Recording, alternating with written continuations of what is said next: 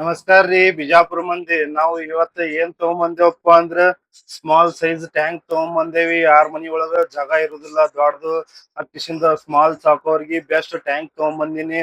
Moulding ಗ್ಲಾಸಿಂದು ಇದ್ರೊಳಗ light filter oxygen machine filter ಬರ್ತದ್ರಿ. ಇದ್ರತಿ ಇದ್ರದ maintenance ಏನಪ್ಪಾ ಅಂದ್ರೆ 1 ತಿಂಗಳಿಂತ್ರ 2 ತಿಂಗಳ ನೀರ್ ಚೇಂಜ್ ಮಾಡೋದು.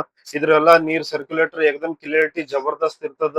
ಸಣ್ಣ ಹುಡುಗರ ಸಲುವಾಗಿ ಫಿಶ್ ಅಕ್ವೇರಿಯಂ ಬೆಸ್ಟ್ ಐತ್ರಿ.